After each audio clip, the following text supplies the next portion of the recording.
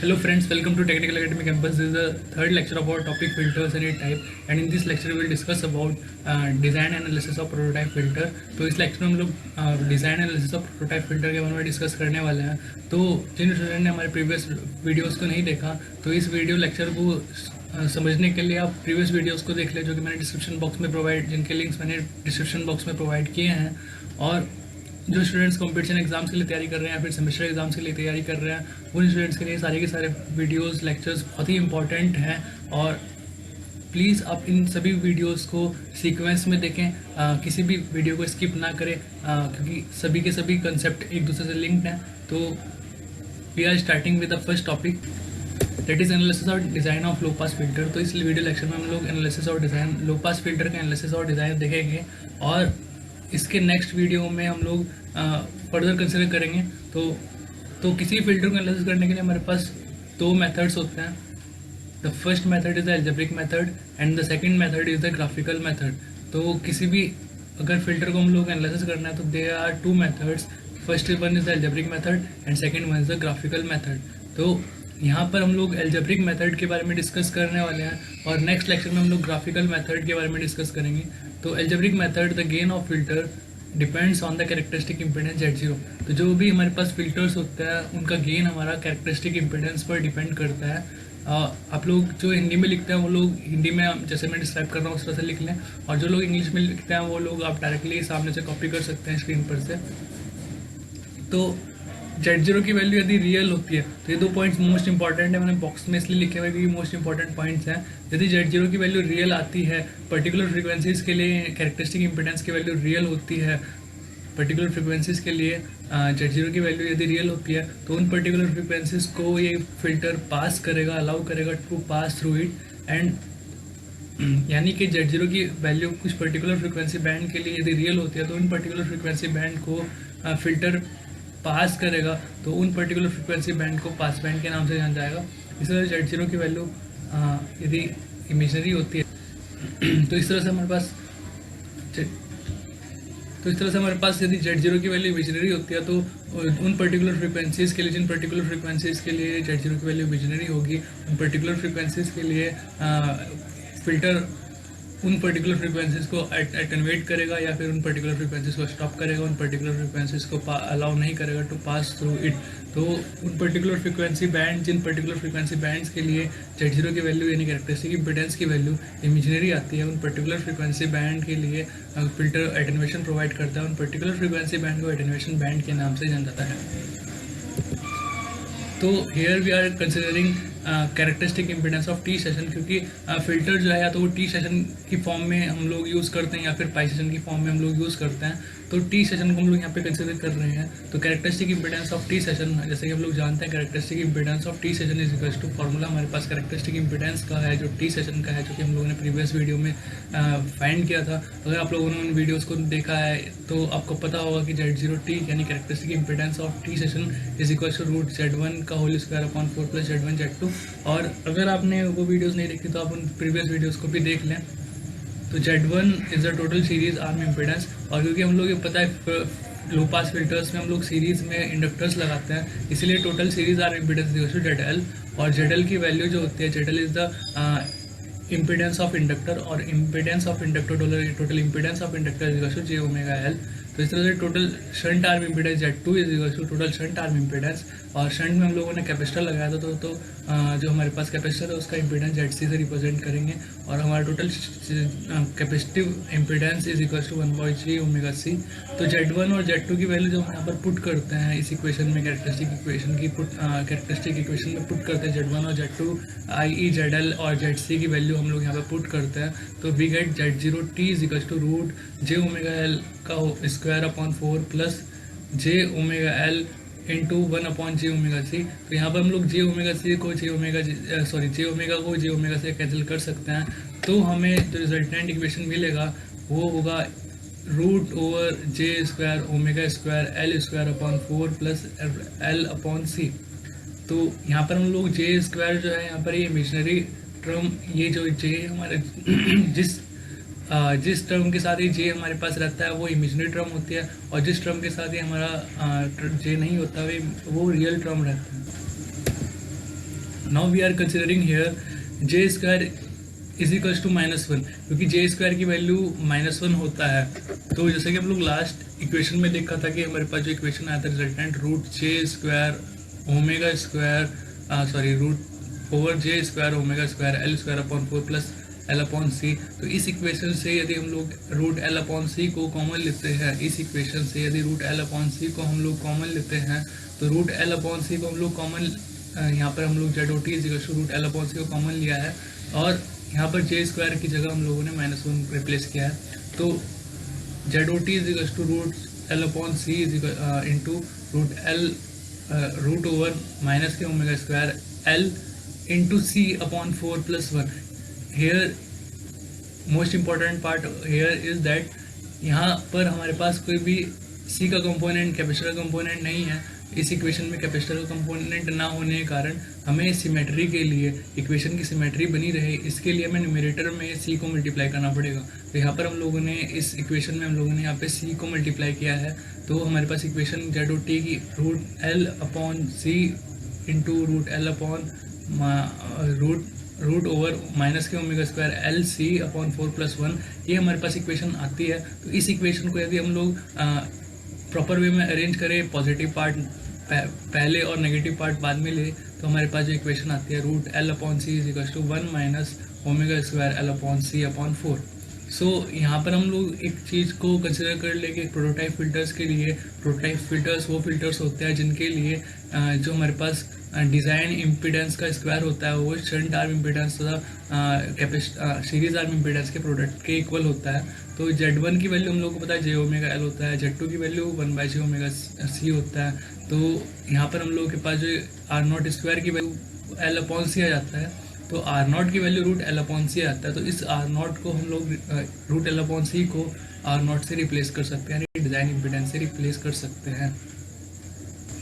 तो by replacing the design impedance R naught by replacing the term root L upon C by design impedance, we get ZOT is equals to root R naught into root over 1 minus omega square L upon C L omega square L C upon 4। यहाँ पे square लिखा है, ये square term एक error term है, please आप लोग इसको कंसिडर ना कीजिएगा। ये हमारे पास इक्वेशन है R not is equal to 1 minus omega square L C upon 4। This is the correct equation. Square को आप error square is the error term, so please eliminate the error term square. So if omega square L C upon 4 is less than 1, अगर omega square L C upon 4 की value 1 से कम आती है तो Z0 यानी characteristic impedance will become real. क्योंकि अगर हम लोग यहाँ पे देखते हैं, अगर 1 ये जो हमारे पास 1 है और ओमेगा स्क्वायर एल स्क्वायर सी अपॉन 4 की पूरी कंप्लीट वैल्यू हमारी 1 से कम आती है, तो उस कंडीशन में हमारे पास जो जेड कैरेक्टरिस्टिक इम्पीडेंस होगा, तो कैलकुलेशन के बाद हम लोग के पास जो कैरेक्टरिस्टिक इम्पीडेंस होगा वो रियल होगा। आप लोग करके भी देख सकते हैं। लो फ्रीक्वेंसीज के केस में हम लोग ओमेगा स्क्वायर की वैल्यू, ओमेगा की वैल्यू 0 पुट कर देते हैं, जैसे कि हम लोगों ने प्रीवियस वीडियो में देखा था। ओमेगा की वैल्यू 0 पुट करती है, आपको पॉजिटिव कैरेक्टरिस्टिक इम्पीडेंस की वैल्यू पॉजिटिव यानी रियल मिलेगी। तो Z0 is real and filter give pass band. तो Z0 जैसे कि हम लोगों ने पहले ही बोला है, Z0 अगर रियल होगा, कैरेक्टरिस्टिक इम्पीडेंस अगर रियल होगा तो filter will give pass band. ये हम लोगों ने पहले भी डिस्कस किया है। If omega square L C upon 4 यानी हायर फ्रिक्वेंसी के केस में omega square L C upon 4 की वैल्यू 1 से ज़्यादा होगी, तो ये भी हम लोग करके देख सकते हैं। हम लोग यहाँ पर ओमेगा की वैल्यू इनफाइनाइट पुट करके, ओमेगा की वैल्यू जब इनफाइनाइट पुट करेंगे तो कैरेक्टरिस्टिक इम्पीडेंस की वैल्यू माइनस में आएगी, इसका मतलब इमेजिनरी वैल्यू आएगी। तो if omega square L upon C if omega square L C upon 4 is less than 1, then Z0 will become imaginary and filter give attenuation band. तो filter उस केस में एटेन्यूएशन बैंड प्रोवाइड करेगा। तो यहाँ पर हम ये भी कंसिडर कर रहे हैं, यदि omega C square L C upon 4 की वैल्यू 1 आ जाए, तो ये जो केस होगा, इस पर्टिकुलर केस में अगर हम लोगों ने omega square L C upon 4 की वैल्यू यहाँ पर 1 पुट करते हैं तो कैरेक्टरिस्टिक इम्पीडेंस की वैल्यू 0 आएगी, यानी filter will neither give pass band and Noor it give attenuation band. तो एक पर्टिकुलर फ्रिक्वेंसी, जिस पर्टिकुलर फ्रिक्वेंसी पर filter neither give pass band, यानी फिल्टर ना तो पास बैंड प्रोवाइड करता है और ना ही एटेन्यूएशन बैंड प्रोवाइड करता है। उस पर्टिकुलर पॉइंट को या फिर उस पर्टिकुलर फ्रिक्वेंसी को, जिस पर्टिकुलर फ्रिक्वेंसी में फिल्टर ना तो एटेन्यूएशन बैंड प्रोवाइड करता है ना ही पास बैंड प्रोवाइड करता है, उस पर्टिकुलर फ्रिक्वेंसी को हम लोग कहते हैं कट ऑफ फ्रिक्वेंसी। तो ये हमारे पास जो यहाँ पर हमारे पास omega square C L C upon 4 is equals to 1 जो आ रहा है वैल्यू, ये cut off frequency will give the cut off frequency provide करेगा। तो यहाँ पर ओमेगा स्क्वायर सी को 4 अपॉन एल सी एक बार पुट कर देते हैं, जैसे हम लोग 4 को क्रॉस मल्टीप्लाई करके एल से, and we get omega C is equals to root over 4 upon L C. तो ओमेगा सी को हम लोग यहाँ पर एक omega C is equals to 2 pi F C and root over 4 upon L C is equals to 2 by root L C. तो 2 से 2 cancel करने के बाद हम लोगों को यहाँ पर एफ सी की value F C is equals to 1 by pi root L C हम लोगों को मिल जाएगी। तो इस इक्वेशन से हम लोगों ने इस इक्वेशन को ड्राइव किया है। तो I hope you are understanding all the concept. अगर आपको इस पूरे डेरिवेशन में कोई भी प्रॉब्लम आ जाती है तो आप हमें कमेंट कर सकते हैं, हम लोग उसको फिर से शॉर्ट आउट कर देंगे। तो इस तरह से हम लोगों ने टी सेशन के लिए कैरेक्टरिस्टिक इम्पिडेंस की इक्वेशन इक्वेशन को फाइंड किया है फिल्टर की, और ये कैरेक्टरिस्टिक इक्वेशन को और भी हम लोग सिंप्लीफाई कर सकते हैं बाय फर्दर डेरिवेटिंग इट। तो हम लोग इसको और थोड़ा सिंप्लीफाई करने की कोशिश करते हैं। Z O C is equal to R naught root 1 minus omega square, और ये एल सी अपॉन 4 जो हम लोगों ने इसको इसको हम लोगों ने अलग सेपरेट कर दिया है ओमेगा स्क्वायर टर्म से। तो हमें पता है कि omega C square is equal to 4 by L C, ये हम लोगों ने भी देखा था, omega square C is equal to 4 by root L C. तो अगर हम लोग इसको रेसिप्रोकल करते हैं तो L C upon 4 is equal to 1 by omega square C, यानी कि यहाँ पर जो एल सी अपॉन 4 है इसको हम 1 अपॉन ओमेगा स्क्वायर सी से रिप्लेस कर सकते हैं। तो Z zero is equal to root R naught root over 1 minus omega square, इस ओमेगा स्क्वायर की बात कर रहे हैं, ये ओमेगा स्क्वायर, और एल सी अपॉन 4 को हम लोगों ने रिप्लेस किया है 1 अपॉन ओमेगा स्क्वायर सी से। तो यहाँ पर हमारे पास ये टर्म 1 अपॉन ओमेगा स्क्वायर सी आ गई है। तो अब ओमेगा की वैल्यू हम लोग 2 पाई एफ पुट करते हैं, ओमेगा सी की वैल्यू हम लोग यहाँ पे 2 पाई एफ सी पुट करते हैं। तो by putting the value of omega is equal to 2 pi F and omega C is equal to 2 pi F C, we get R not is equal to root 1 minus 2 pi F upon 2 pi F C का whole square, and we can cancel the 2 pi with this 2 pi. तो 2 पाई को 2 पाई से cancel करने पर हम लोगों को जो इक्वेशन मिलेगी R not is equal R naught into root 1 minus F upon F C का होल स्क्वायर। तो ये एक हमारा इक्वेशन जो है characteristic equation for T session, एक सिंप्लीफाइड इक्वेशन है, ये लर्न करने में भी इक्वेशन ईजी है और इसका एप्लीकेशन में हमारे लिए ईजी रहेगा, क्योंकि हमें सिर्फ फ्रीक्वेंसी पता होना चाहिए और कट ऑफ फ्रीक्वेंसी पता होना चाहिए और हम लोग कैरेक्टरिस्टिक इम्पिडेंस की वैल्यू फाइंड कर लेंगे। तो F is some frequency for pass band and F C is the cut off frequency. यहाँ पर जो एफ जो हमारे पास यहाँ पर है वो सम फ्रीक्वेंसी, कोई पर्टिकुलर फ्रीक्वेंसी होगी for pass band, and F C is the cut off frequency, जिस पर्टिकुलर फ्रीक्वेंसी को हम लोग कह रहे हैं कट ऑफ फ्रीक्वेंसी। तो ये तो टी सेशन के केस में हो गया। अब अगर हमें कैरेक्टरिस्टिक इम्पिडेंस पाई सेशन के केस में निकालना है तो उसके लिए हम लोगों को इतना बड़ा डेरिवेशन करने की जरूरत नहीं है, हमारे पास एक शॉर्टकट मेथड है। तो हम लोगों को पता है कि Z1 into Z1 into Z2 is equal to ZOT into ZO pi is equal to R naught का होल स्क्वायर, क्योंकि ये हमारा जो इक्वेशन है ये प्रोटोटाइप फिल्टर्स को सेटिस्फाई करता है। तो यहाँ पर हम लोग ZOT की वैल्यू फाइंड कर लिए, ZOT की वैल्यू हम लोगों को यहाँ पर हम लोगों ने फाइंड कर लिया है। तो अगर हम ZO पाई को इसके न्यूमरेटर में ले जाएँ, ZOT को हम यहाँ पर आर नॉट स्क्वायर के न्यूमरेटर में ले जाए तो हम लोग ZO पाई की वैल्यू फाइंड कर सकते हैं। तो by taking the ZOT in the numerator of R naught square we get ZO पाई। तो जब हम लोग ZOT को R naught स्क्वायर के न्यूमरेटर में लेकर जाएंगे और ZOT की इस इक्वेशन को यहाँ पर पुट करेंगे तो हम लोग कुछ इस तरह से equation ZO pi is equal to R naught का square upon R naught root over 1 minus F C upon F C का होल स्क्वायर, ये हम लोगों को मिलेगा। तो R naught से R naught को कैंसिल करने के बाद ZO पाई की वैल्यू हमें मिलेगी R naught upon root 1 minus f upon fc का whole square। Now we are going to discuss about design of low pass filter। तो एनालिटिकल वाला पार्ट हम लोग कंप्लीट कर चुके हैं। For the algebraical method, graphical method हम लोग अगले सेशन में डिस्कस करेंगे। तो हम लोगों को पता है कि जो फिल्टर होता है तो वो टी सेशन या फिर वो पाई सेशन कंसिस्ट कर या तो वो फिर टी सेशन की फॉर्म में होगा या फिर वो पाई सेशन की फॉर्म में होगा, और उसमें इंडक्टर और कैपेसिटर का कॉम्बिनेशन कनेक्ट किया होगा हम लोगों ने। तो यहाँ पर हम लोगों को ये पता होना चाहिए कि जब हम लोग फिल्टर को डिज़ाइन कर रहे हैं तो इंडक्टर की वैल्यू क्या है और कैपेसिटर की वैल्यू क्या है। तो पर्टिकुलर फ्रिक्वेंसीज़ के लिए हमारे पास इंडक्टर की वैल्यू क्या होने वाली है और कैपेसिटर की वैल्यू क्या होने वाली है, ये हम लोगों को प्रीवियसली हम लोगों को पहले से हम लोगों को पता होना चाहिए। तो हम लोग यहाँ पर उन कैपेसिटर और इंडक्टर की वैल्यू को फाइंड आउट करने के लिए हम लोगों को पता है कट ऑफ फ्रिक्वेंसी की वैल्यू 1/√LC ये हम लोगों ने भी फाइंड किया है। इस तरह से R0 की वैल्यू √L/C भी फाइंड किया है। तो हम लोग क्या कर सकते हैं, दोनों को मल्टीप्लाई कर सकते हैं। तो first we multiply this two equation FC into R0 is equal to 1/π√LC into √L/C। तो हमारे पास L से हम लोग √L से √L को कैंसिल कर सकते हैं और हम लोगों को 1/π इंटू C जो है इसका रिजल्टेंट मिलेगा।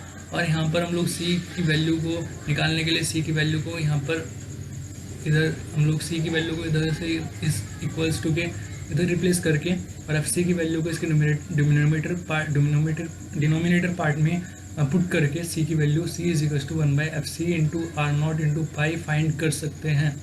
इसी तरह से हम लोग इन दो इक्वेशन को एक दूसरे से डिवाइड करके भी L की वैल्यू फाइंड करने के लिए हम लोग इन दोनों इक्वेशन को डिवाइड करते हैं। तो FC/R0 is equal to 1/π√LC/√L/C।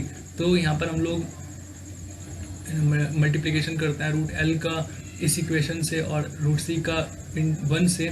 तो हम लोग को √L into L is equal to L and C का जब हम लोग 1 से मल्टीप्लाई करेंगे तो √C और अपॉन √C है हमारे पास। तो यहाँ पर हम लोग इस √C को √C से कैंसिल करने के बाद L की वैल्यू हमारे पास आएगी L is equal to R0/π/LFC। तो इस तरह से हम लोगों ने डिज़ाइन प्रोसेस के लिए हमारे पास C और डिज़ाइन प्रोसेस के लिए जो C की वैल्यू हम लोग पर्टिकुलर कट ऑफ फ्रिक्वेंसीज़ के लिए और डिज़ाइन इम्पिडेंस के लिए हम लोगों को फाइंड करनी होती है, और L की value for particular cut off frequency और एंड डिज़ाइन इम्पिडेंस के लिए फाइंड करनी होती है, वो हम लोगों ने यहाँ पे फाइंड किया। और यहाँ पर एक चीज़ ध्यान रखिएगा कि L is equal to R0/π into FC है, ना कि ये L जो है ये भी एक एरर पॉइंट है। तो इसको इस तरह से देखिएगा कि L is equal to R0/π into FC। ये L एक करेक्टिंग, यहाँ पर आप एक इसको करेक्ट कर सकते हैं। L को यहाँ पर क्रॉस एक मल्टीप्लिकेशन साइन से रिप्लेस करने का है। तो I hope this lecture will be helpful for your examination purpose. So thank you to watch.